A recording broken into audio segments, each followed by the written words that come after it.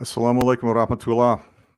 I am Jim Sues, director of the New Jersey chapter of the Council for Social Justice, or CSJ, which is a project of ICNA. This webinar is presented in partnership with the Islamic Learning Foundation, or ILF, which is also a project of ICNA. We are pleased to welcome you to this webinar entitled Navigating the Palestine Crisis, Mental Health Impacts on Youth and the Path Forward. This webinar is intended to address critical issues, including your legal rights in protest, the mental health impacts of this crisis on youth, and the influence of activism on campus life. We understand the urgency and importance of these discussions, especially in today's challenging times.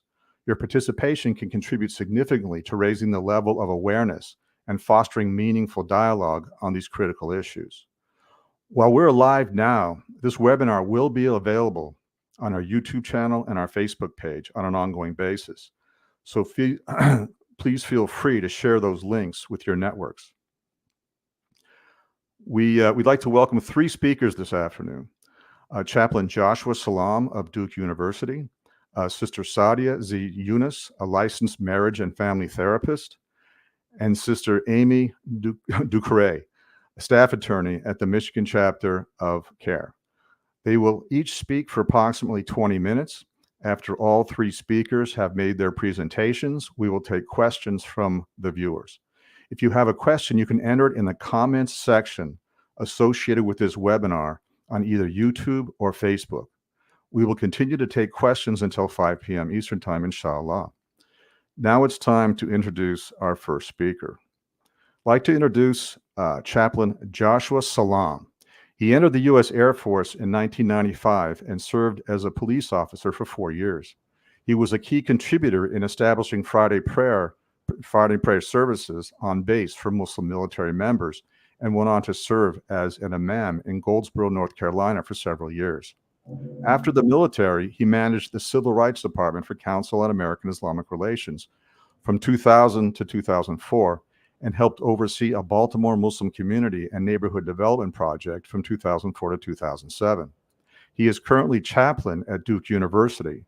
Before starting at Duke in July 2018, Joshua worked with youth and families for 11 years at one of the largest Muslim communities in America. He holds a master's degree in religious studies and a doctorate of ministry from Harvard Seminary. Please welcome Chaplain Joshua Salam, who will speak to us on the influence of activism on campus life. Dr. Salam. Assalamu alaikum wa rahmatullahi wa barakatuh. May the peace and blessings of Allah subhanahu wa ta'ala, glory be to him, be on all the listeners today. Thank you for joining. We begin with the name of Allah, whose mercy is infinite, his mercy is continuous. We send peace and blessings on Prophet Muhammad and his family and all the righteous people in the world. Thank you for having me today. I will try to be as brief as possible. This is such a big issue, and as far as campus communities, anyone who's been watching the news knows that young people on the college campuses have been dealing with this struggle of activism more than anyone else, I would say, at this moment in time. And I want you to think about, as I continue to talk, why that is. I personally don't think it's been fair for the young people of the Muslim community to take on this burden. I've often asked, where is my generation? The way that they're doing encampments and protests that are pretty bold, and the Muslim community is getting behind them. But sometimes I think the Muslim community should get in front of them or try to match their activism with the elected officials. But anyway, I just want you to be thinking about that as I talk about this. We're going to talk about the importance of balancing activism in your personal life. I'm going to use some stories from the Sirah and some Hadith, some concepts from the Quran. And at the end of it, I'm going to have an ask of you when it comes to when you leave this presentation today. The reason why I think it's important to balance activism with your personal life is because activism is stressful. It is extremely stressful. People who are activists generally are risking themselves to be arrested, paying a serious fine, getting canceled by their own community or canceled by the society at large. It could get escalated. They risk getting beaten either by onlookers, anti-protests, or police forces.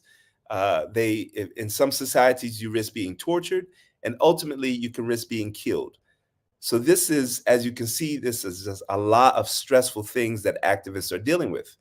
And on top of that, sometimes if you think about this, the story of Palestine, it's been 75 years since 1948 that and even before that, if you want to go into some other massacres and things that were happening before 1948. But there's been a long-term struggle. And I was talking to my mother the other day about when she was out protesting and early. And so some people can start to feel hopeless. When is this going to change? Is anything going to happen? So in addition to the torture, the being beaten or canceled, the things that I mentioned, there's another mental stress to it of trying to keep your sense of hope up, and think about an activist as trying to balance all of that.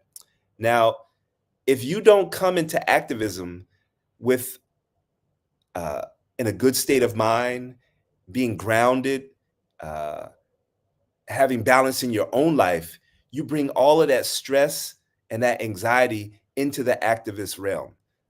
You're afraid of being arrested, hit, doxxed, as we Muslim students were being doxxed, which is when they just kind of take your face and your information and put it online, and you can't get a job, or the jobs that you had get pulled away from you. You're dealing with all of that, and you bring it into an activist community, and it causes a lot of harm. You can bring a lot of harm into a group of people trying to be active on a particular issue because of what you're dealing with. And I think maybe some other speakers will talk more about that. So there's some grace that I think needs to be thought about when we talk about this balance. We have this concept of fard kifaya, which is some things are not required on everyone in a community. Some things, as long as somebody is doing it, it's sufficient. A lot of times they use the example of the janazah prayer. Everyone doesn't have to come to a janazah prayer as long as somebody prays janazah on the person. So activism is not for everybody. It's something I think maybe everybody should support in some way, shape, or form. Maybe some people need to support financially. Maybe some people need to support logistically. A lot of times on these college campuses, people just needed water. Who's bringing the water? Is there anybody bringing sandwiches? Is there anybody sending the emails? So there's a lot of things that can be done. Not everyone has to be in front of the camera or holding the picket sign or shouting. As we've seen, sometimes people shout the wrong things. One person's comment can ruin the whole issue of a protest, or take attention away from the main focus of the protest. So we have this story in Sahih Bukhari that I think is I'd like to use to transition to my next point. There's two people in the story of Abu Darda and Salman, the companions of the Prophet. May Allah be pleased with them. And Salman is going to visit Abu Darda, and he sees his wife, and his wife isn't really dressed in nice clothes. She has like shabby clothes on. And when Salman asks her, like, why are you dressed like this? And she says, my husband doesn't really, he doesn't really care about this worldly life. His focus is on the next life. And he's like, okay. So he starts to spend some time with Abu Darda, and he encourages him to sleep, or first he offers Abu Darda offers Salman food, and he goes, no, I'm fasting. And he goes, well, I'm not going to eat unless you eat. So he breaks his fast and he eats. Then he wants to get up in the middle of the night to pray, and Salman tells him to go back to sleep. Finally, he does get up and pray. At the end of the story, there's a statement where Salman said to Abu Darda, hey, your Lord has a right on you. Your soul has a right on you. Your family has a right on you. And you should give the rights of all those who have a right on you. And then when this information came back to Rasulullah, the Prophet said Salman is correct. So there's this concept of balance that even in another story, like one of the companions was sent back home. He wanted to go and fight in a battle for the community, and the Prophet sent him back home because he said, you specifically, you should go back and take care of your mother, right? In my mind, what I learned from this is you're creating an imbalance in your effort to be an activist and do good deeds and struggle and fight in the cause of Allah. You're creating imbalance. And we still have this concept in the American military today. Like you learned that I was in the military. So I'm, one of these old movies is called Saving Private Ryan. And Saving Private Ryan was about one soldier. All of his brothers was in the military, and there was like four sons. Those were all of the sons in his family, and his other three brothers passed away in the war. They were killed in the war. So the rule was, we're going to go and get him. He's going to go back to his family. We're not going to have him stay in this war because he needs to take care of his family now. So even in kind of like modern day understandings of this, there's like, yes, there's a war going on. Yes, this battle is important. Yes, we have to put all of our efforts, and whoever's available needs to come out here. But we need to be mindful of everybody's situation, and everybody needs to have some type of balance in their life.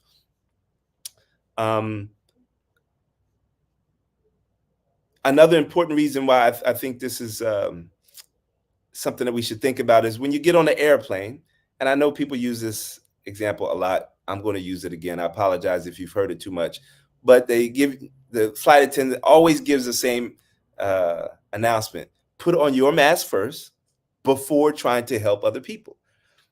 The wisdom behind that is your heart sees your child struggling to breathe, and you want to help your child first. Or maybe it's your mother next to you, and you want to help them first. And stuff is going on, things are flying all over the place, and you're like, I got to take care of them first. But the wisdom behind it is, if you do that, you could pass out while you're trying to help them, and now both of you are struggling. So the instruction is like, put on your mask first, make sure that you can breathe, and that way you can be focused and do what you need to help the person next to you. This is going back to this concept of balance when we talk about activism. We need to ground ourselves. We need to take care of ourselves emotionally, spiritually, financially, just physically. We have to take care of ourselves before we start taking care of others. Now, I forgot, I was supposed to start with a disclaimer, but I'm going to say the disclaimer now because it came to my mind. I don't speak today as an expert of balance. In fact, anything that you learn today from me is from my struggles with the issue. Not because I'm got some award for being the most balanced person when it comes to activism. No, I struggle with working too much. I struggle with not being the best son, not being the best husband, not being the best father, not being the best friend, imbalance in trying to do things that I think are so important, for the community or else. And so a lot of this is things that I have learned, things that I struggle with. And so I don't want anybody to think that this is a preachy presentation. This is more of a victim of imbalance when it comes to trying to being active, including in this recent time of trying to support students and the struggle for freeing Palestine. So that was my disclaimer. I think that's important. One of the things that happens is when you're not balanced in dealing with activism, trust starts to break down with people. It happened on my campus. And as I learned more about the Palestinian community, I saw it also happening in the Palestinian community of, the way that some people talk about the old movement of the PLO. One group is considered a sellout. They're not really for saving Palestine or free Palestine. They just sold out to Israel, and they're doing this. And so there's tension between parties who are under occupation. Is this the right way to free ourselves? I don't trust you anymore. Your method of trying to free us is we don't trust you anymore. We're done with you. it was happening on my campus, of the communities that were trying to, the students who were trying to come together to support Palestine. There was a lot of tension. What should we do? You shouldn't do this. This is hurting the cause. Why did you say that? And people started to leave. Well, I could go help Palestine at some other protests. I could go help Palestine somewhere else. And the imbalance that I saw, that I witnessed, was causing movements to break down. People were losing trust. People were separating. And I don't want people to think that I'm judging them, because I see this as, I have two stories that I'll share with you. One is Prophet Musa and his brother Harun. May Allah be pleased with them. And Prophet Musa goes up to the mountain to engage with Allah subhanahu wa ta'ala. Harun is in charge of the community, and the community starts just going off, committing haram acts. And Harun didn't know what to do, right? He's like, oh man, what do I do? And Musa comes back, and he's like so mad at him, and he grabs his beard, and he's just like so frustrated. And he's like, what, how could you let this happen? Right? I mean, I think everybody knows the story. Harun was so worried about the community splitting that he made a decision that unity was more important than him trying to enforce the laws, even up into including shirk. That's how important unity was, or his understanding of unity. And that angered Musa, but he made a decision. But I'm saying these are two prophets. These are two prophets going at each other about, did we do the right thing in this situation? What about students on a campus? What about regular people in a masjid, right? Another one is when Ali, after Uthman was assassinated, and I don't have time to go into the details. I only have 5 minutes left. But Aisha wanted to go and get justice or revenge on the people who just killed Uthman, and Ali was like, no, it's getting out of control. It's too much fitna in the community. We're going to stop this. And so they were, this is Aisha, the wife of the Prophet. This is Ali, a family member of the Prophet. And now they're going at each other in their activism, So if that's an issue with two family members of the Prophet, what about us? So when I say that we have these issues, it's not to say, oh, we don't have enough iman, we're not close enough to the Quran, we're not following the Sunnah of Rasulullah. No, I'm not saying any of that. I'm just highlighting that these are things that manifest themselves with the stress of activism. We talked about, you could get arrested, you could get killed, you could get tortured, you could get fined, you could get canceled, all of that. Your cause seems hopeless. You're dealing with all of that. It's difficult. It's difficult. So I think we need to bring a little bit of grace into the movements that we're involved with, and have mercy on one another, and think about the difference between representing a group of people versus getting a group of people to support your efforts. There's a big difference, in my opinion, right? When you represent a group of people and you want to be an activist, there's a certain amount of accountability that you have, and hopefully that group holds you accountable. When you're the one who initiates it, because you're just the first one out there, you're most passionate about it, you're just a go-getter, and then you start using your gift of speech, or sometimes using religious arguments to get people behind you, and so now they're just supporting you in your efforts. There's a big difference. And I think of activists like I think of elected officials, that we have to choose them wisely, the leaders of activism, right? So Rosa Parks was not just a random person that sat on a bus. Rosa Parks was a product of a group of people coming together, of African Americans, saying, who is the best one to do this act of activism? Somebody who's not going to go off on a driver, start cursing them out, push them. Someone that has demeanor, they have class and etiquette, and they're firm, they're calm. Who do we have in our community who can step into this role? And they chose her. She was chosen to do that. I think we have to be more mindful about who we put up in our communities as the leaders of activism, people who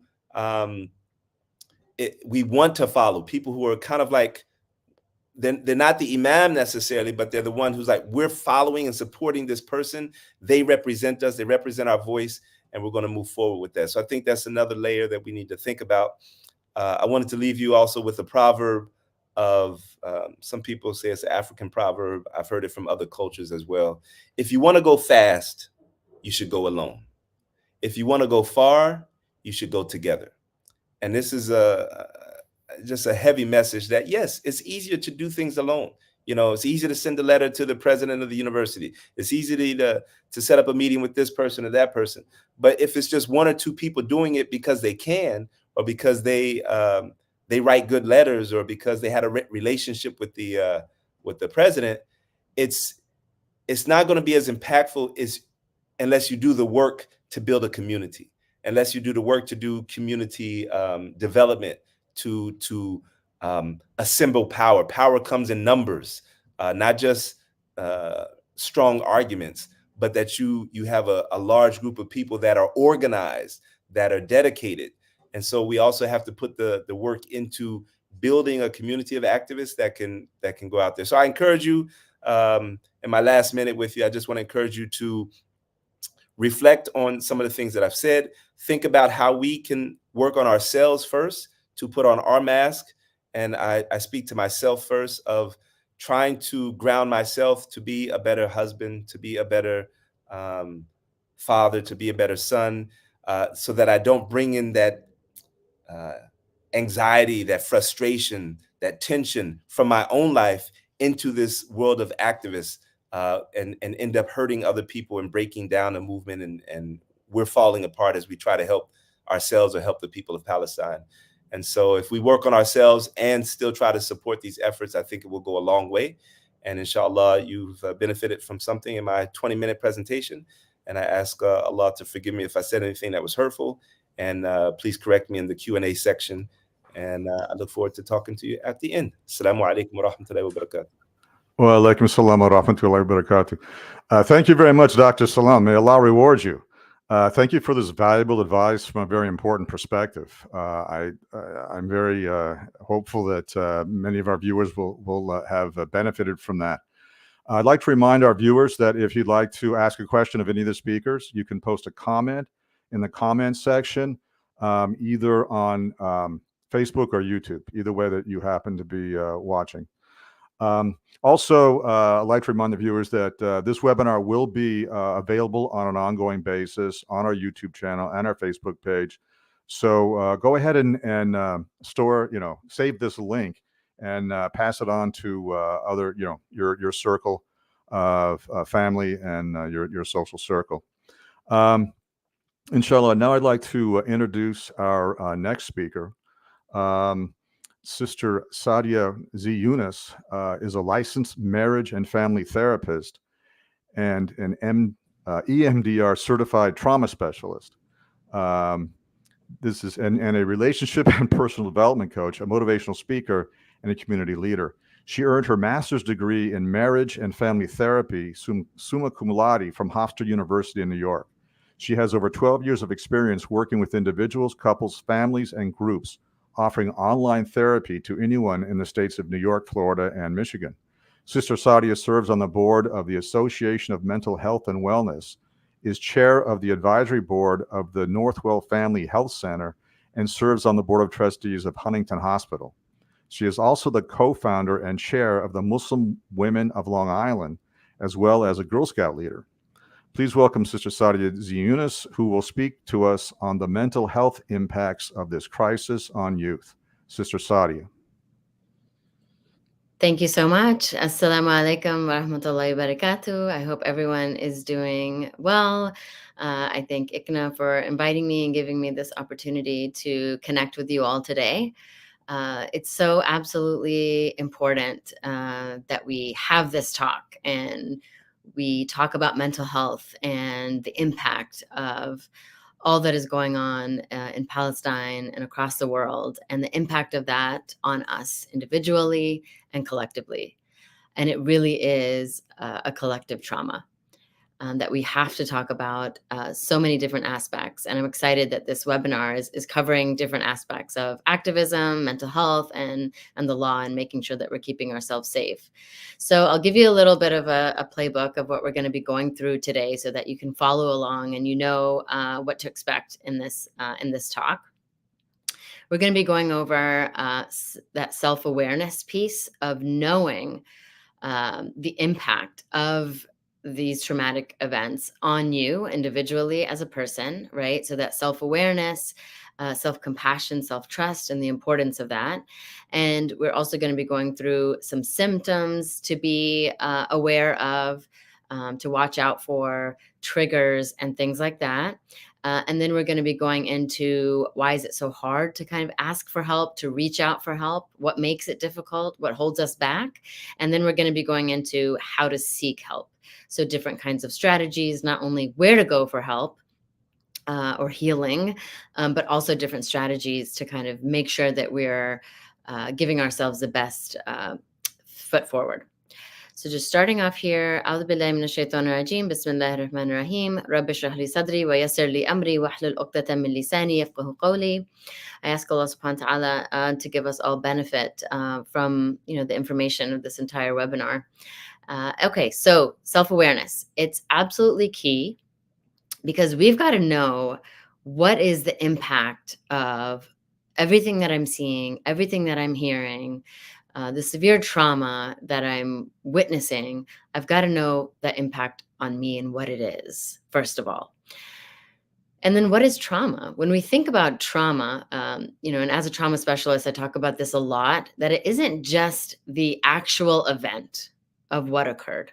So trauma isn't just the crisis, the genocide, that we're seeing and that we're witnessing. It is the experience, the personal experience of the event or of what is happening. So what is trauma to me may not be trauma to you, and it may impact you differently. So why do I say this? It's because we've got to have that lens of compassion for ourselves and for other people. What one person may be experiencing, another may not. And if I'm experiencing severe symptoms and I'm having difficulty sleeping and coping and getting through, it's about having that compassion for myself. Looking at myself with that lens of compassion, that it doesn't mean that anything's flawed in me or wrong or broken, but it means that we're living in extremely trying times. We're living in a time where it absolutely horrific events are occurring, and we're seeing it, right? And we're witnessing it on a daily basis. So it's about not judging whatever symptoms, whatever you're going through, being aware of it, and then giving yourself that permission to reach out for help. So the trauma is the experience of what is occurring and not necessarily the event itself. So the self-awareness, it's essential. How do I know that I'm going through a mental health crisis? How do I know that I need to seek help, that I need to reach out to a therapist? And that comes with that self-awareness. And it's so important as Muslims, as everyone, as, believers in Allah, that we do have that self-awareness, because in that self-awareness, knowing ourselves, we know Allah, because we know our relationship with him and how he sees us and how he views us. And then that impacts how we view ourselves. So what do we need to do? I want to give you some action items here. This isn't just a talk that you can listen and get inspired and learn about mental health. All the information is out there, right? And we've been hearing about mental health for a really long time, particularly with the pandemic and after that. And so we know a lot. And so I want to give you some action items. When it comes to self-awareness, you've got to give yourself, when I say you, I'm speaking to myself as well, that we've got to give ourselves moments of quiet, moments of silence. And it's not always easy to do. We've got a billion things on our plates, right? And we're trying to work hard in our personal lives, and we're trying to free Palestine, inshallah. But we've got to take moments in the day to check in to check in with ourselves, with our minds, with our bodies, with our souls. And I want you to take this question with you because it's a really important question. What am I noticing? And it's a good question to also ask in our relationships with others. What are you noticing? So when you give yourself that quiet and that calm, and maybe, just a few seconds of just stillness, ask yourself that question. What am I noticing? And just listen and be aware. Am I noticing tension in my body? Am I feeling it in my shoulders, right?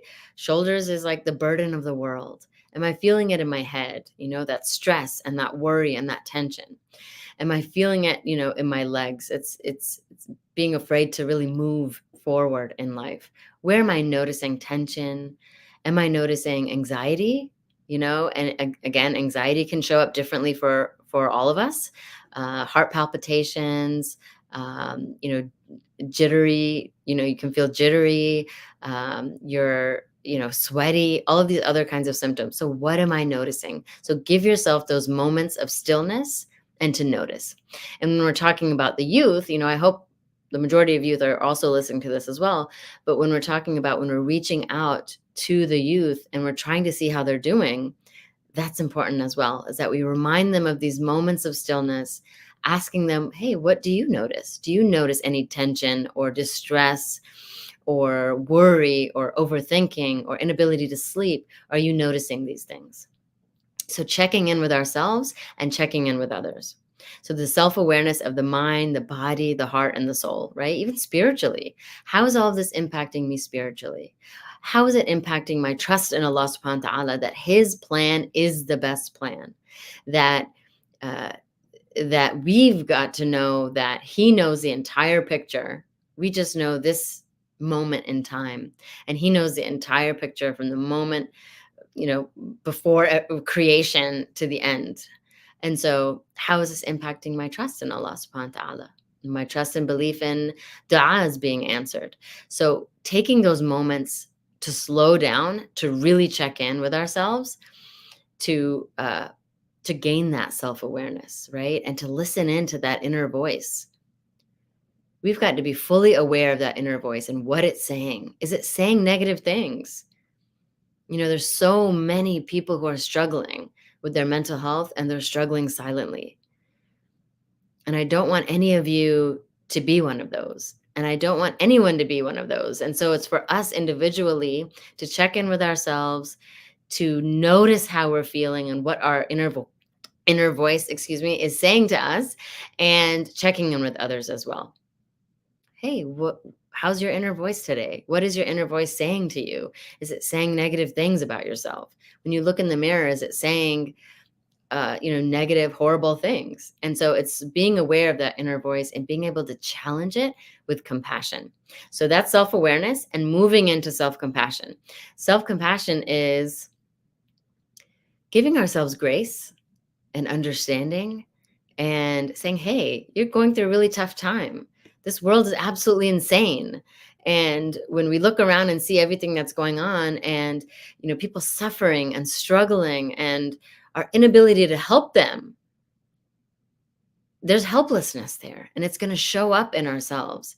And so, of course, you feel sad, and of course you feel anxious, and of course you're not able to sleep because the images are passing through your mind.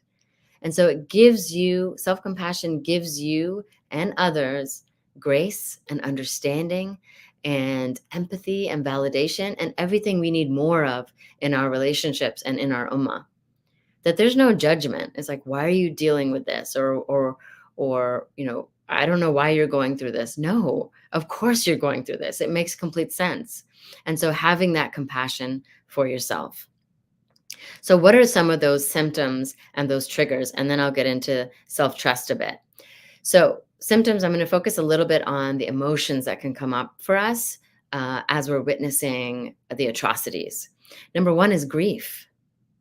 Intense, powerful, difficult grief. And this is by witnessing human suffering, by witnessing death, murder, the most horrific things, just witnessing the loss of people and resources and culture and land, it's devastating. And so that sense of grief is what we're all experiencing, but it will show up for us differently. Some of us may experience just breaking down in the middle of the day. You don't even know why.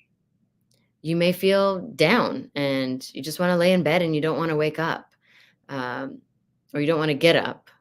I hope you want to wake up. And that can also be a symptom that we definitely need to pay attention to and reach out for help. And so understanding that there's intense grief, and how does that show up for you? What part of your body does that show up in?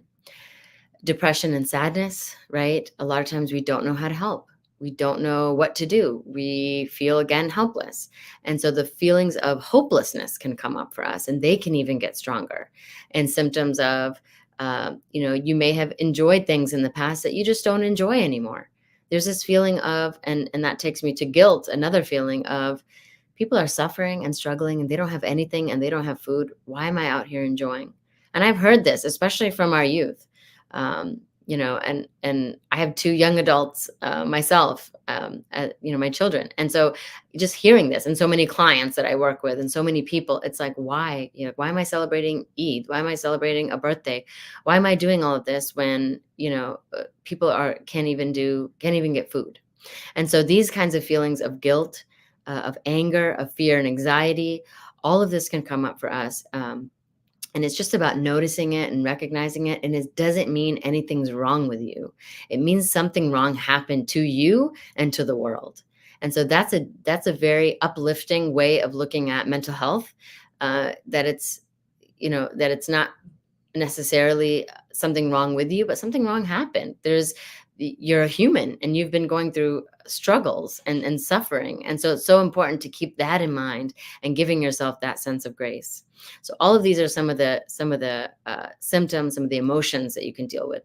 Now, going to our triggers, this would be a whole nother talk. If anybody's interested, you can always reach out to me and ask questions about this, but it's really about understanding how the brain functions, the brain connecting to the nervous system, and the nervous system is nerves all throughout your entire body.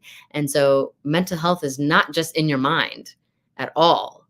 It is in your body. It lives in your body. And so it's knowing what are triggers for you and paying attention to how your body responds to that.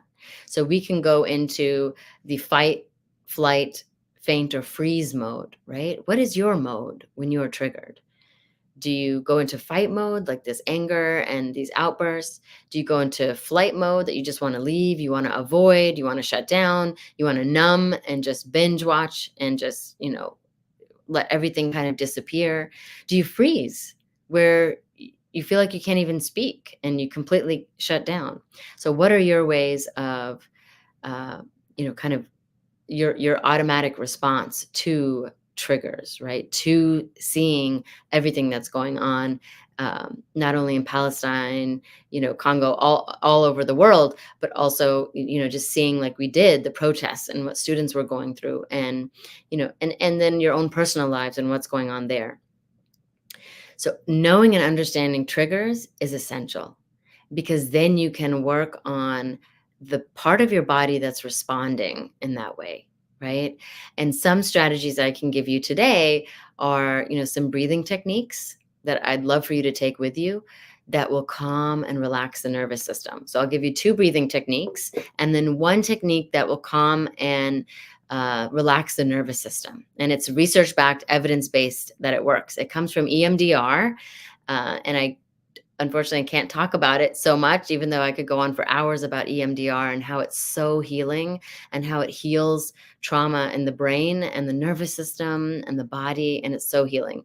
So one of the breathing techniques is the S breathing, and the other is the V breathing. And so S breathing is when you inhale however you want to inhale, and you exhale with the S sound. And I'll just show you quickly. And obviously a lot longer than that, but you basically exhale with the S sound, and then the V breathing is you exhale with the V breathing. And this is very calming to the nervous system, especially when you're feeling anxious or if you're feeling shut down, any of these kinds of emotions and experiences that are very human experiences, considering everything that we're witnessing. And so use those breathing techniques and take care of yourself. The other technique that comes from EMDR is bilateral stimulation, and this is 6 to 12 taps crossing the midline of the brain, so right side of the body and left side of the body. I like to do this. Sometimes little kids like to do butterfly taps. You can also just tap your feet, and this is why walking, it can be so healing, because it's crossing that midline of the brain. It's slow, left and right, 6 to 12 taps. So do that when you feel triggered, when you feel upset, when you feel angry, nervous, sad, scared, whatever it is, and that can help you to calm your nervous system. So those are some skills and tools to take with you. So moving on from, we talked about self-awareness, self-compassion, and then we talked about some symptoms and some triggers so that you can be aware and move forward from. The next thing is self-trust. And self-trust is something that is built. Yes, we trust in Allah subhanahu wa ta'ala 100%. We've also got to trust, or we try to, and we work towards it. We've also got to trust ourselves in the sense of, I know what's good for me and what's not. And I know how to set boundaries and when to say no. Dr. Joshua is giving us a great talk about that balance, right? And how important that is. And so I've got to be able to trust myself that I know, and even though I'm working towards it, and we're all working towards that balance, I can give myself permission to say no to things.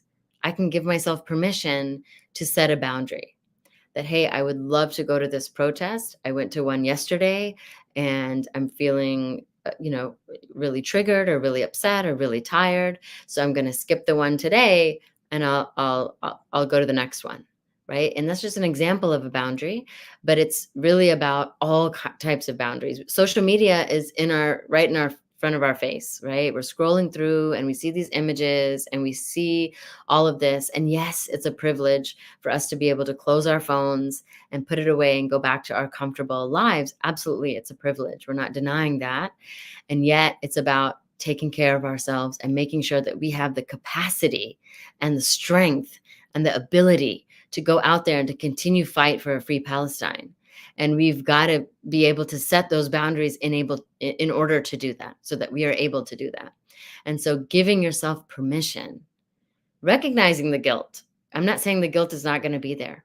Recognizing that guilt, that it's there and I feel bad and I feel horrible and I wish I could do so much more. And yet I do choose to set this boundary right now and put my phone away, or to not have this conversation, to say, hey, I understand that, this topic is very important to you. It's very important to me as well. I just need a little bit of a break right now. I can't talk about it right now. Right. So whatever boundaries those are, knowing that we've got to give ourselves permission to do that. Okay. And so that part of that self-trust is building that ability to do that and giving ourselves permission to set those boundaries, to say what we need to say no, when we need to. And so self-trust, again, is built, and it's something to focus on and to work on. So the last little thing here as I finish is, why is it so hard to ask for help? And then how to seek help. And then we'll finish here. So why is it so hard to ask for help? That's where that self-awareness is so important and so key, because it's different for every individual. Number one, it could be a fear of vulnerability. I'm going to look weak.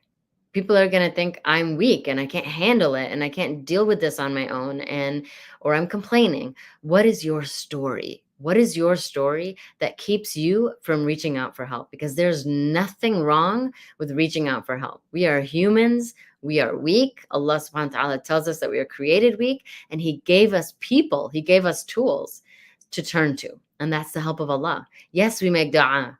Yes, we read the Quran. Yes, we pray salah. We do as much as we can to reach out for help. And we reach out to the people Allah subhanahu wa ta'ala has given us: mental health professionals, trauma specialists, attorneys, family members, friends, community leaders, chaplains, whoever we have, that Allah subhanahu wa ta'ala has given us, it's so important that we turn to them and we remove the stigma against mental health, because that's old. That's really old now. We've got to move into, there's absolutely no stigma. It's a normal human experience. We all deal with mental health challenges, and there's nothing wrong for reaching out for help. It is brave, it is courageous, it is choosing yourself and choosing health. And choosing wealth, right? Because when you're emotionally, physically, mentally, spiritually healthy, you can do so much more to be financially healthy as well. And so removing that, understanding what's holding you back from reaching out for help, and pushing past it and giving yourself permission. Who can I turn to?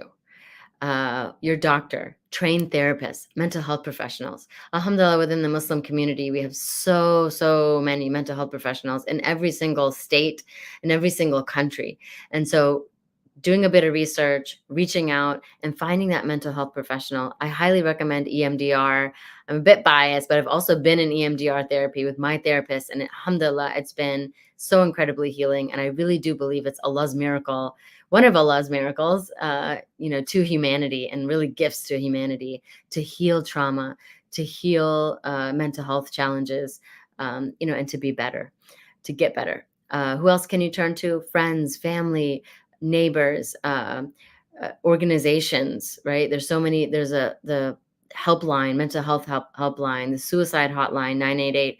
It's so important that we have all of these resources and we know what they are, so that when we need them, we can turn to them.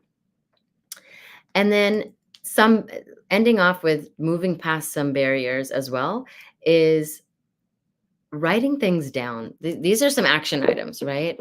Write things down. And so when I say journaling, it's not just writing about your day and writing an essay about what happened. It could be anything that can help you to jot things down, to write down what you're dealing with, what you're struggling with. It's so important that you don't keep that inside. So yes, tell someone, reach out to someone. You are not alone in what you're going through.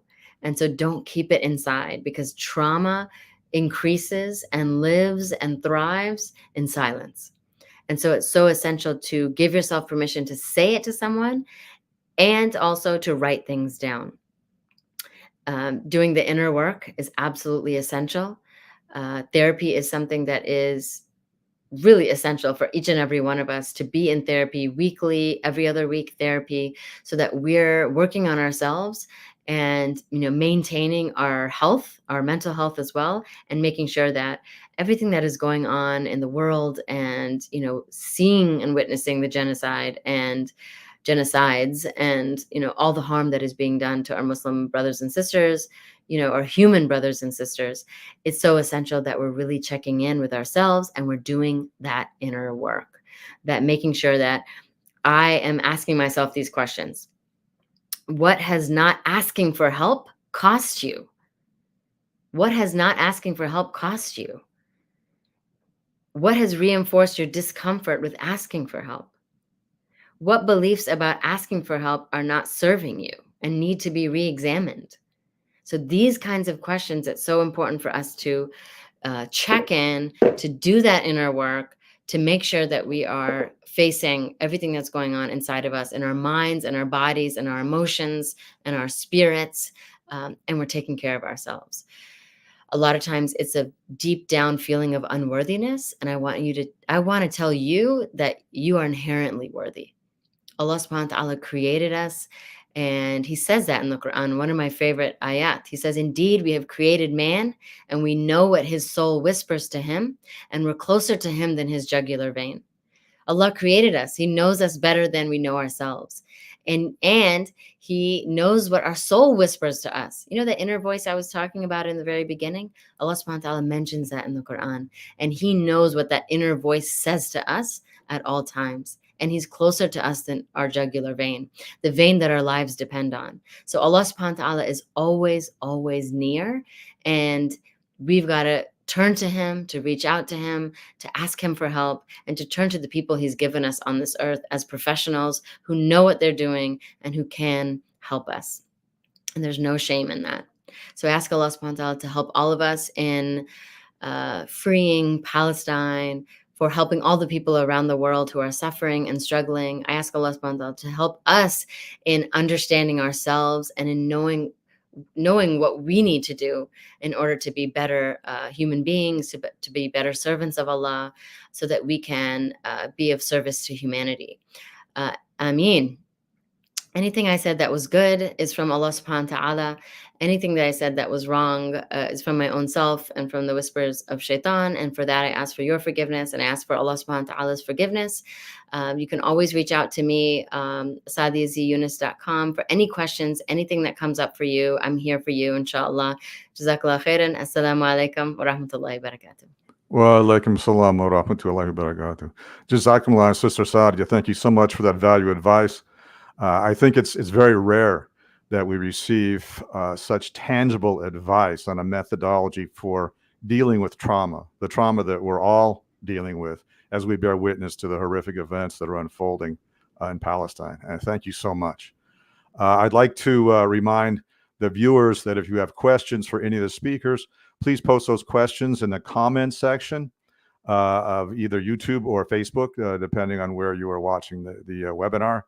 Also, I think that the advice that you're going to be receiving today is valuable advice that you can be sharing with your family and with your social circle. Just bookmark the link that you're watching, and this webinar will be available for future viewing on an ongoing basis. So just a reminder.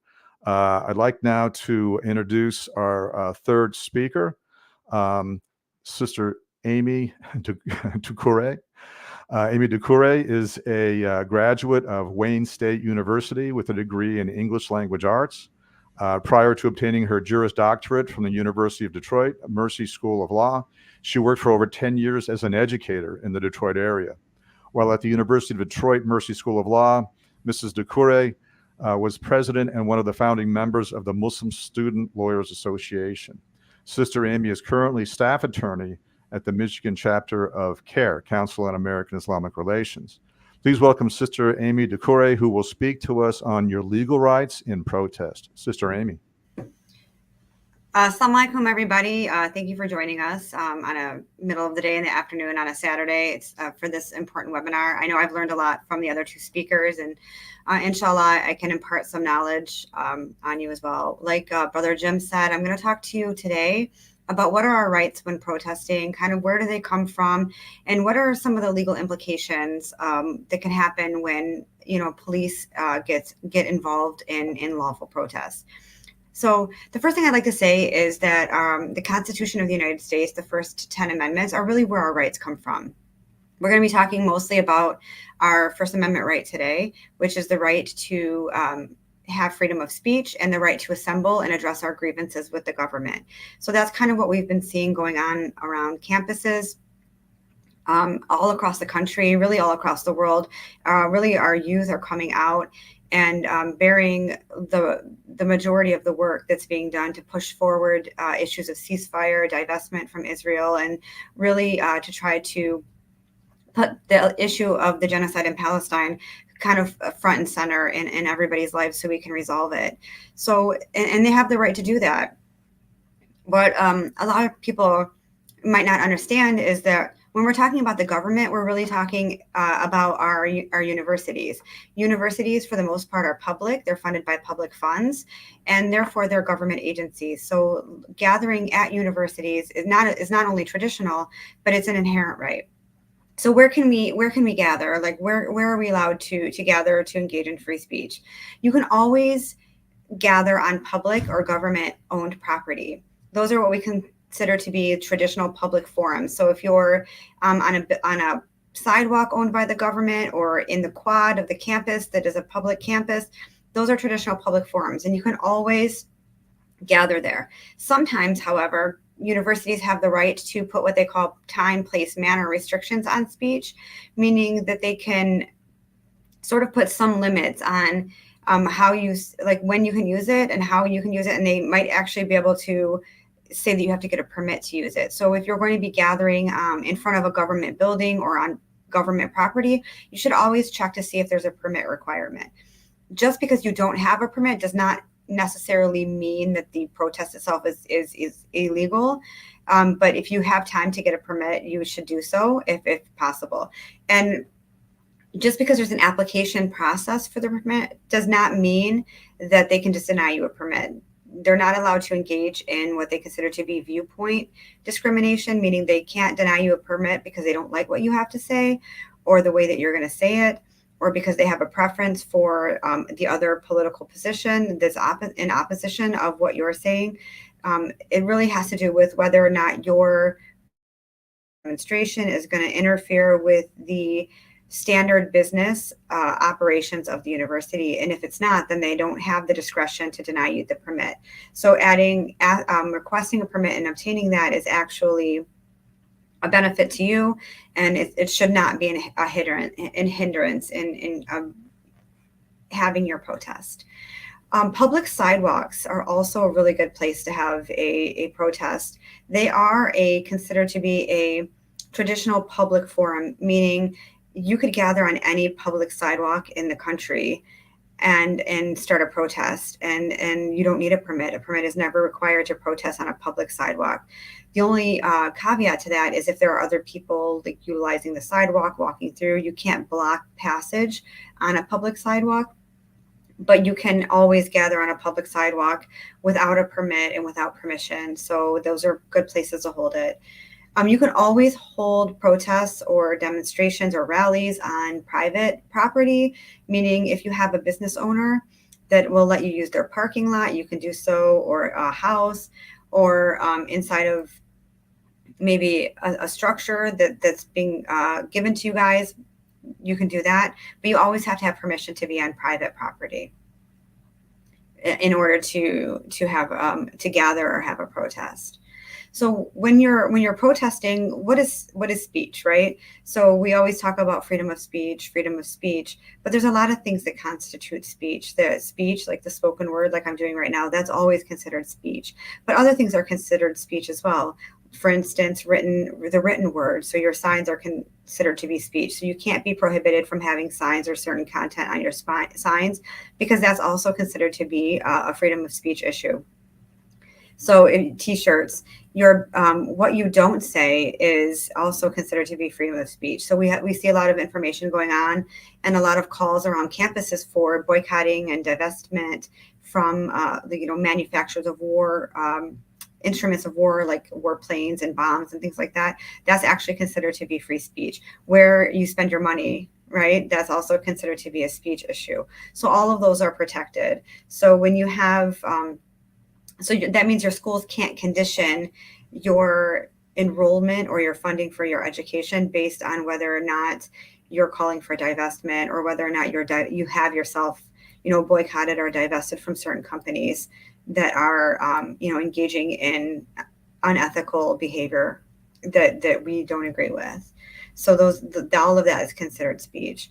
And there's a lot of misunderstanding right now, and then a lot of it has to do with what's going on in Congress about what types of speech are protected, right? So they're trying to redefine words, redefine phrases to say that they're anti-Semitic or that they're offensive, and as a way to penalize our students for engaging in what is considered by most people to be legitimate speech that criticizes governmental entities, right? So phrases like "from the river to the sea" are trying to be reframed as being problematic or anti-Semitic, or like criticism of Israel is being considered, is being called anti-Semitic at this time. But there's only one problem with that. Even speech that is unpopular, speech that is offensive, speech that is hateful, quite frankly, for the most part, is considered to be free speech. On college campuses, you can be disciplined through the disciplinary process if you're creating an environment that's hostile to other people. So they can put some limits on speech when it disrupts the learning environment for others. But if you're engaging in a protest on a sidewalk or outside, and you're, even if your language is offensive to some, or it is, unpopular, it's not criminalized. They can never criminalize speech in the United States like they have done in some other places like Canada, for instance.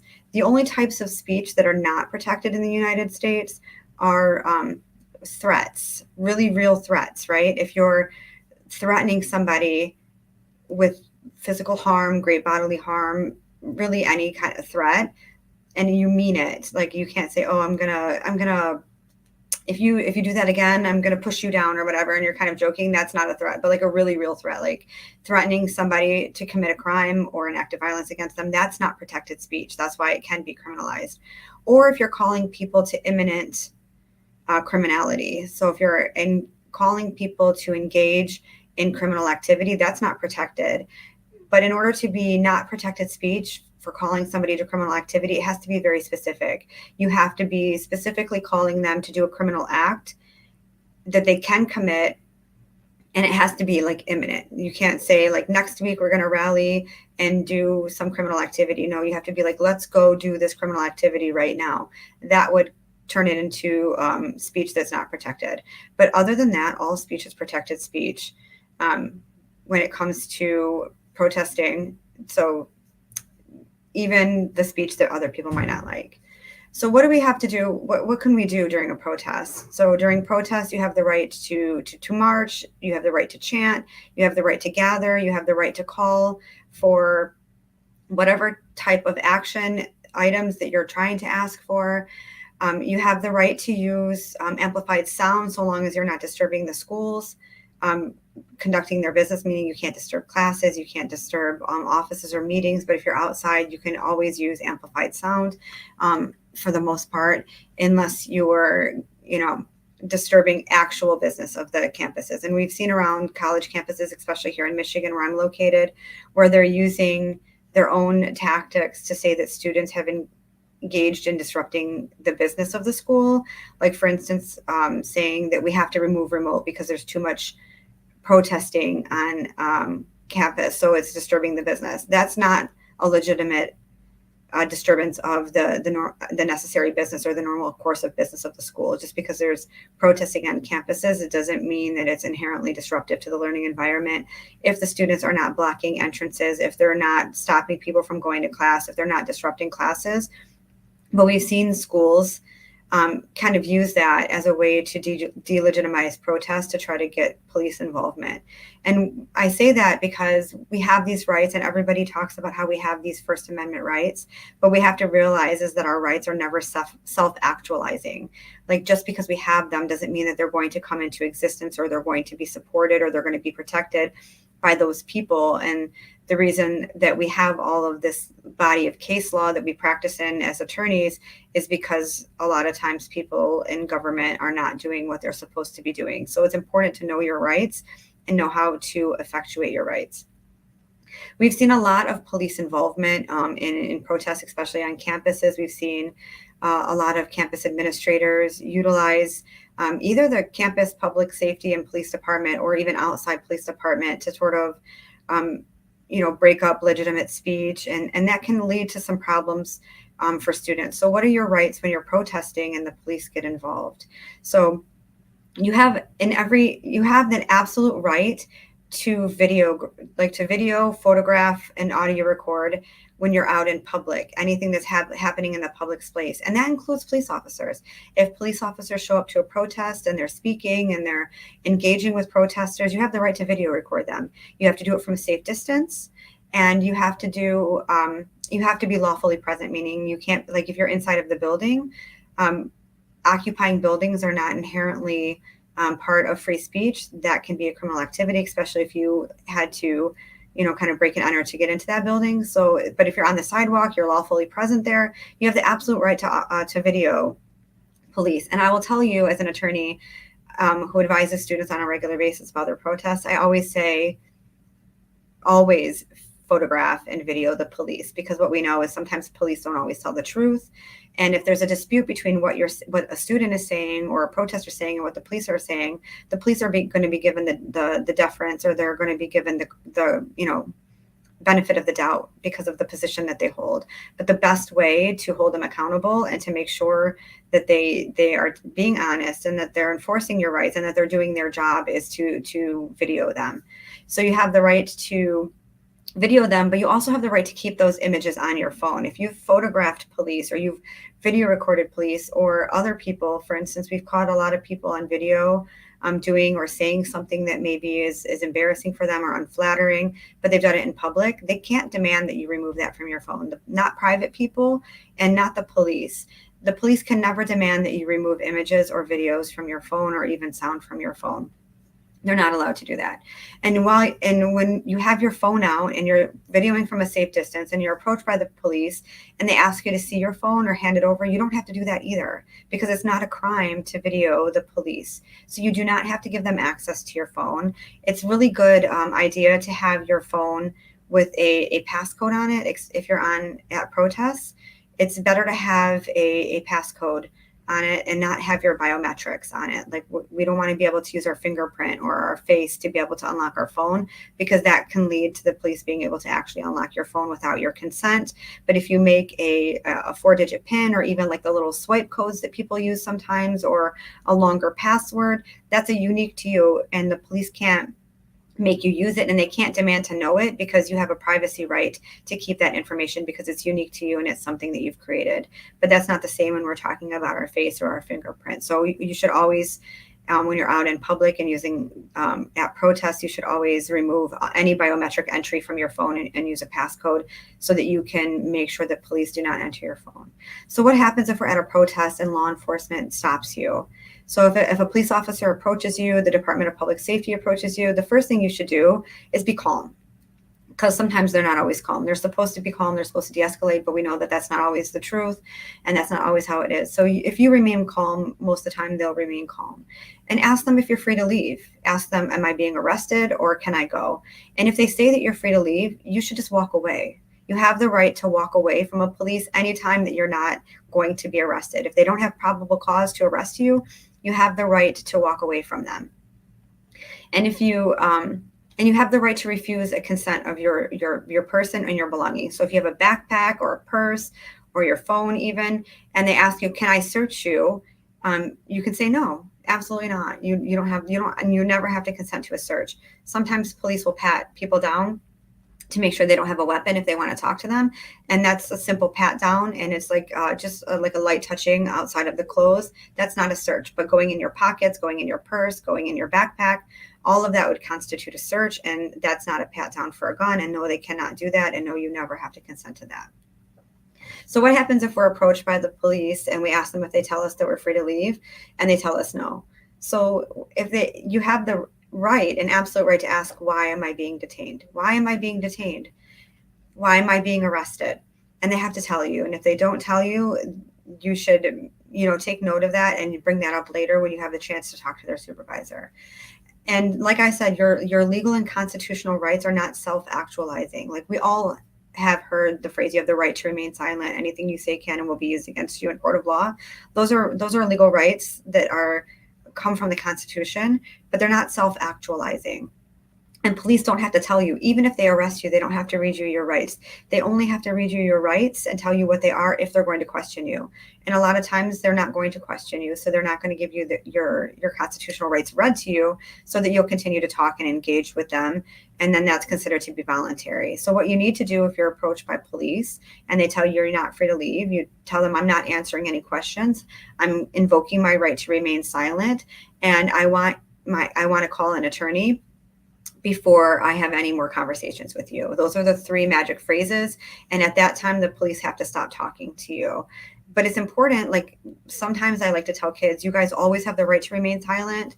And I tell this to my kids, but you don't always have the ability to do so. But if we're invoking our right to remain silent, we have to actually remain silent, because anything you say after that point, they can still use it, because they haven't, as long as they haven't asked you any questions. So just because you've said, I have the right to remain silent, it doesn't mean that they can't, if you continue to talk or ask questions, that they they can't use it against you. And in fact, if you re-engage with law enforcement after you've told them that you want an attorney, that's considered voluntary because now you've re-engaged them. So invoke your right to remain silent and then actually remain silent.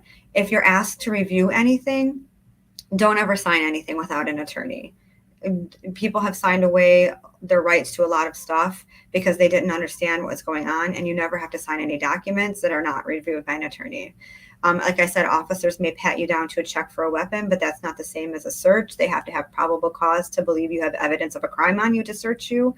So they don't consent, but they might pat you down.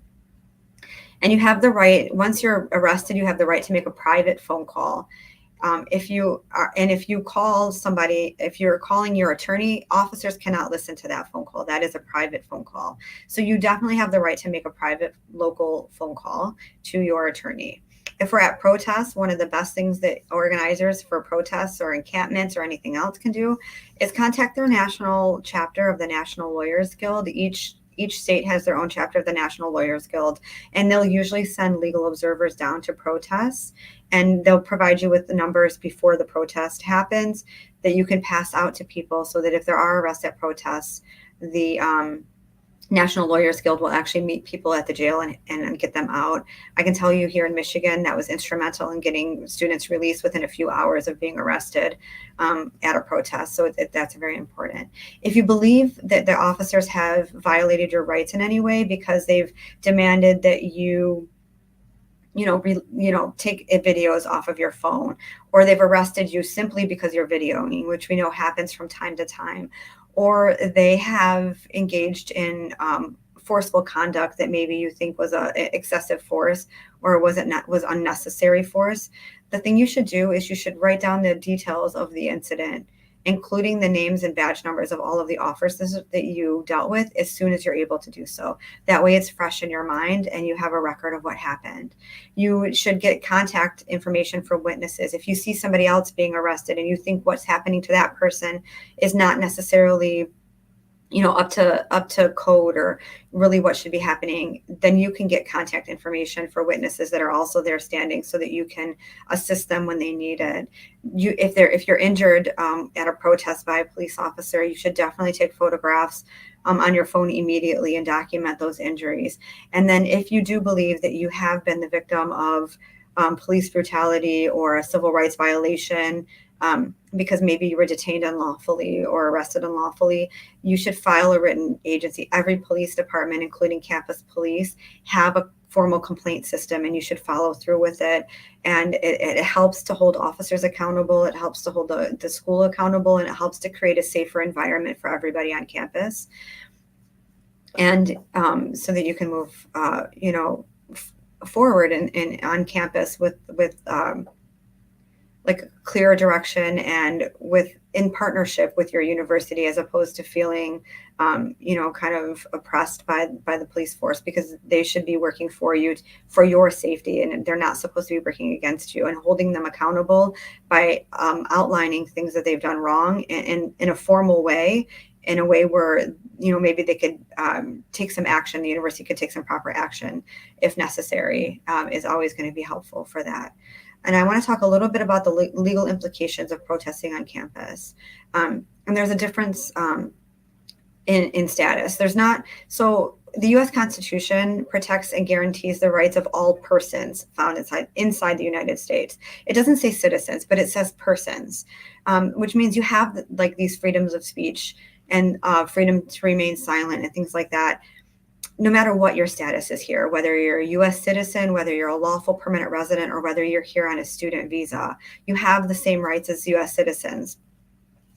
The difference is if you are a lawful permanent resident, or you're here on a student visa, or even just a visitor visa, and you're engaging in a protest, it can have other legal implications for you when it comes to your immigration status, because especially if you're subjected to disciplinary action through the school. So we need to be a little bit more careful if we have a status other than U.S. citizen when we're engaging in protests. If police come, if it looks like there's arrests being made, those individuals who are not U.S. citizens should probably at that point in time, leave the protest to ensure their legal safety. And this is especially true of student visas.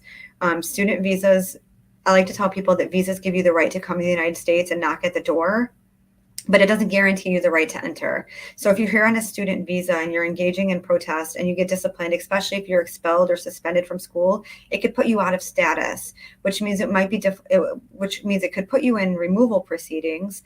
It could make it difficult for you to adjust status later or to find another school to take you to keep you in status.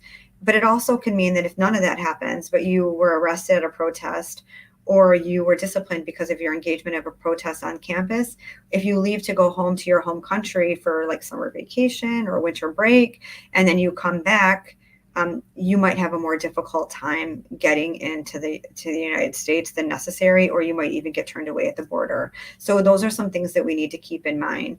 There's also a difference between having illegal conduct where it's criminal in speech and having conduct that might be a violation of student code. And if you violate student codes of conduct at universities, they can engage in disciplinary action, which it could subject you to discipline, suspension, or expulsion from school. And that's regardless of your citizenship status. So those are some things to keep in mind when we're engaging in civil disobedience on campuses. If you're at a protest and the police tell you guys to leave, this is the one thing that is very important. When the police come to disperse protests, that's when people start to not be lawfully present anymore because they consider that a trespass. If you remain after the police have given a dispersal order, then you're no longer lawfully present at the place and you can be trespassed. And this is kind of how we're seeing university students getting in trouble. This is how arrests are made. This is how disciplinary actions are starting, because the police will come to an encampment or protest and they'll give a dispersal order. You don't leave, you get a trespass, and now you find yourself in Michigan. It's a misdemeanor or a felony, depending on how many times you've done it. And you can be subject to disciplinary action at the school. But in order for a protest to be in order for a dispersal notice to be lawful from the police, it has to be specific. It has to be very specific. You must leave this area. You must exit leaving out the east door. You must exit by leaving out the south entrance, or walking towards the parking lot, or walking towards the student building. It has to be very specific. They can't just say you have 3 minutes to leave. It has to be very specific. You have to leave, and they have to provide you a route with which you have to leave. And they have to provide you with a specific time to comply. They can't just come in and say, you have to leave now, and then they start arresting people. They can't do that. They have to say, you have 5 minutes to leave this area. You must leave by the south exit or the south quad, or towards the like northeast parking lot, or whatever the specific is. And then they have to actually give you that time to leave. So if you are caught up with a trespassing ticket, and which is why we also video the police, if you're caught up with a trespassing ticket and the order to disperse wasn't lawful, there's a common way that people are able to fight those trespass tickets. So those are kind of what your rights are when you're at a protest, and the protests have come to involve police involvement. How we protest, just remember, you can always protest at a government building. You may need a permit unless there's breaking news, and then you don't need a permit. Public sidewalks, you can always protest. You never need a permit. And you can always protest on private property so long as you have the permission. All speech is protected speech unless it is calling for criminal activity or really real threats against somebody or some institution. Other than that, it's always protected speech, even if other people don't like it, even if it's offensive, even if it's unpopular, it's all protected. If you need a permit on campus to protest, the school cannot deny you a permit to protest because they don't like what you have to say, because that's viewpoint discrimination. So those are your rights to protest and your rights if law enforcement stops you. And so what are some resources? What I gave you is a lot of information. If you go to CARE Michigan's social media page, we have a lot of infographics, one-pagers about this. If you think your rights have been violated, there are a lot of resources out there for you to contact. There's CARE offices in a lot of states, or you can call the CARE national office. The National Lawyers Guild is a really, really good resource for First Amendment rights. The ACLU, the American Civil Liberties Union, is a really good resource for people, and all of them have information on their social media pages as well. And one of the best ways to ensure that your rights are being protected is if you feel like your rights have not been protected, you file a complaint with the school through their grievance process, their Office of Equity and Inclusion, whichever form that takes. They have a lot of little alphabet acronyms for them. And you can also file a complaint with the Department of Education. If you believe that your university is discriminated against you because of your speech, what you have to say, or they're allowing law enforcement to do something that's creating a hostile environment for the students who are protesting and standing up for Palestine, you can always file a complaint with the Department of Ed. And they've actually opened a lot of complaints in the last 3 months against universities who have not done what is right to protect pro-Palestinian protesters and students on campus. So inshallah, I hope I gave you useful information, and you can use it and take it back and, continue on the great advocacy work that the students are doing, inshallah. Jazakallah khair for the organizers who have invited me here to speak and for putting this amazing panel together. And I think that, Brother Jim said we're going to open up for questions, inshallah, soon. Okay, thank you, Sister Amy. Jazakumullah khair. That was very informative. You've shared with us a lot of points that we should all be aware of, and I'd like to remind any of the viewers that we're not taking notes. That this video will be available on Facebook and YouTube on an ongoing basis, so you can go back and review a lot of those important points.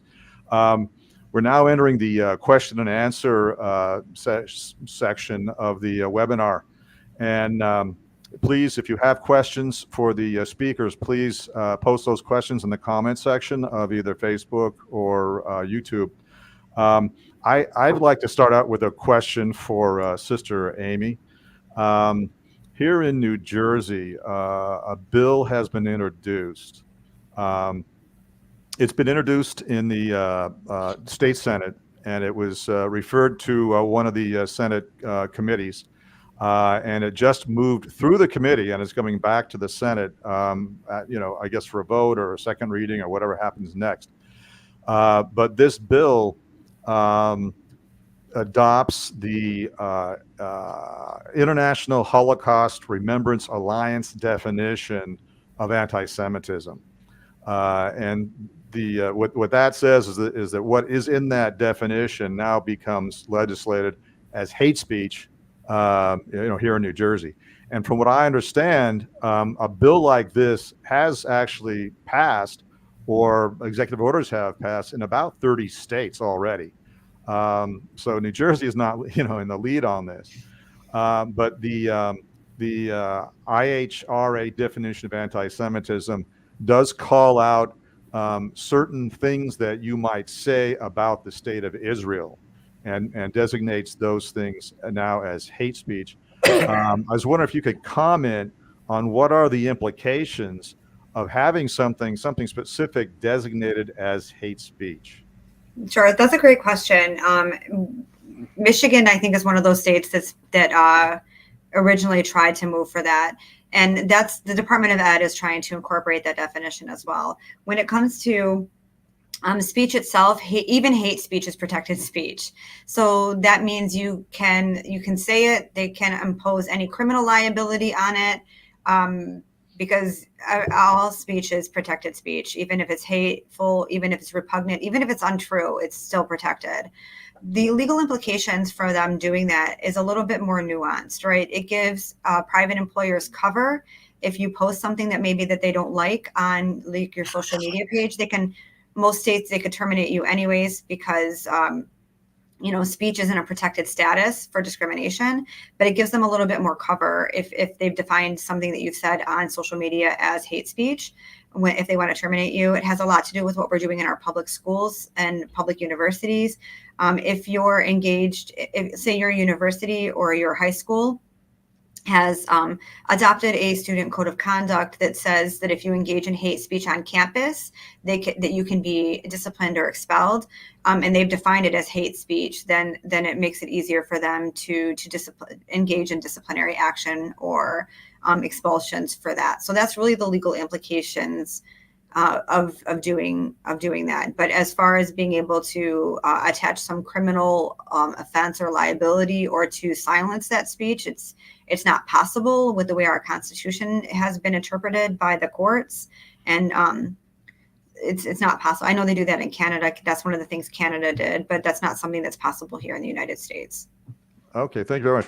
I know that here in New Jersey, at least, if you commit a crime such as assault or vandalism, and that crime includes hate speech, for instance, if the vandalism were graffiti and you spray painted something that constitutes hate speech anywhere, then you've got vandalism plus the hate speech, and that makes it a hate crime, and it actually bumps the severity of the crime up by one notch. So that's something that I don't know. Is that common across the country? I just, follow on question. Sure. So I think that hate crimes are hate crime enhancements on criminal codes are very, very much common all over the United States. I don't believe that if your only crime is speech, like vandalism, for instance, like vandalism is a crime because you're defacing somebody else's private property, but it also is speech, right? I don't believe that they could enhance it. I don't think you can get a hate crime enhancement for something like that. You can't criminalize the speech alone. The speech is not enough. You have to have an additional conduct in order to get an enhancement, because hate crimes are generally speaking across the board an enhancement on a crime that already existed. Like you targeted somebody for the purpose of committing a crime against them because of some immutable characteristic that they have, right? So if you have a race-based motive for assaulting somebody, for instance, or a religious-based motive for assaulting somebody, and you engage in hate speech while you're doing it, I believe that would be some evidence of your criminal intent, which is always part of the determination of whether a crime is committed. So I don't think that the speech itself could be criminalized, but if you're engaging in some other criminal activity and you're utilizing language that it indicates that you are doing so because of somebody else's immutable characteristic, then yeah, that's very common across the country, honestly. Okay. And by the way, as long as we're on this topic, I do want to clarify, because I've definitely heard rumors that this IHRA definition of anti-Semitism precludes you from any criticism of Israel, and that is not true. There are very specific things mentioned in this definition, and you can just Google IHRA anti-Semitism definition, and you can see exactly what is there. There are a lot of things that don't have anything to do with Israel that are also defined as anti-Semitism, therefore hate speech. So it's an exercise. There is a question in the comment section that is the burden to prove against police misbehavior or they're not following the procedure entirely upon the complainant? This would be a question for you, Sister Amy, as well.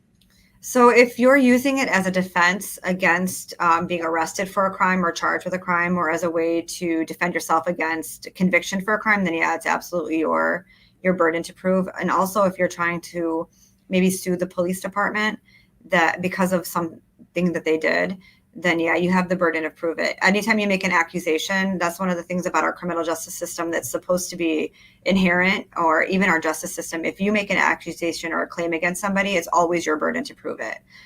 So that's why we say take names, write statements that are when your mind is fresh, and take as many videos as possible and collect videos from other people, because it's always your burden to prove. Okay, thank you. Very good.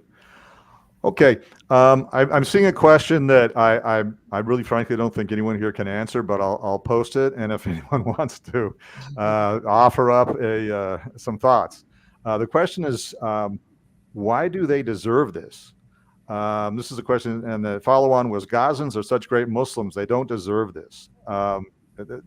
Would anyone like to try and address this? I know that you can't give a definitive answer, but would anyone like to address this? I can go ahead. Yeah, go ahead. I can go ahead. I'm glad you asked that question, right? Because it's something that can really come to our mind as because, they're going through such horrible things. Why do they deserve this? But I want to challenge us all when this comes to mind, right? And to really think with an akhirah, an afterlife mindset. So if we think with the dunya mindset and we just see like this world and, the horrific things that we're going through, yes, they don't deserve that. And nobody deserves this, right? But if we look at it with that akhirah mindset, with that afterlife mindset, we're going to lean on Allah subhanahu wa ta'ala's decision making, right? And he's the one who makes decisions. And it's getting back to trusting in him, that I, as a human being, may not understand why things happen on this earth, but I know that Allah knows all, and he is the most just, and he is the most loving, and he has a plan for every single person, and why people go through things and why others don't.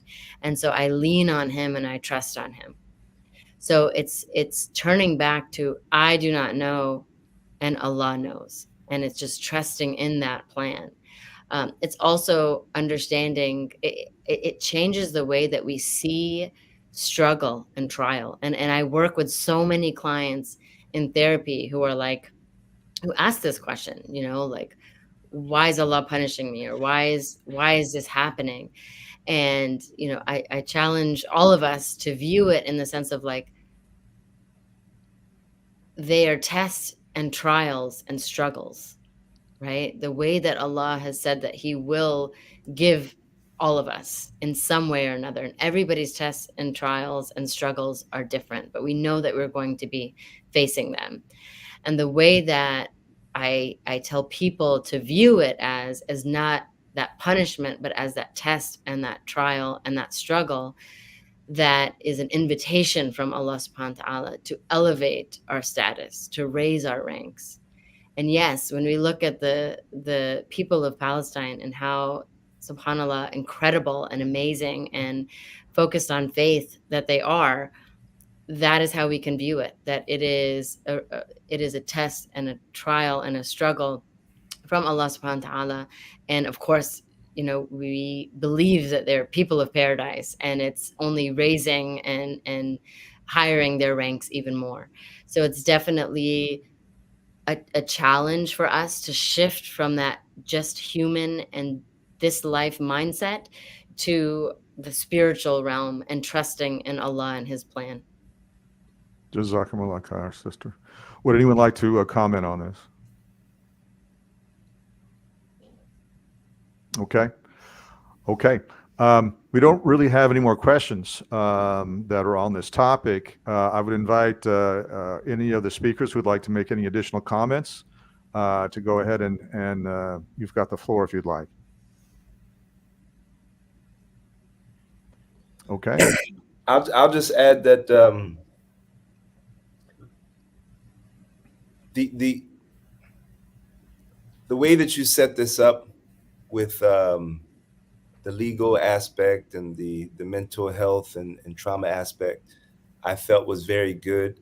I hope that the audience sees how it all ties together and the importance of it all.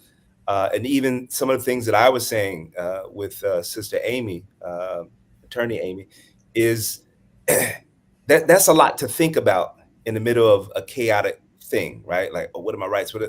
And it's important for the people who have been chosen to be out there to be grounded, to be calm, to be mindful of their surroundings, maybe remembering some of the breathing techniques that Sister Sadia talked about. Like, all of it is necessary to kind of be involved in this activist lifestyle.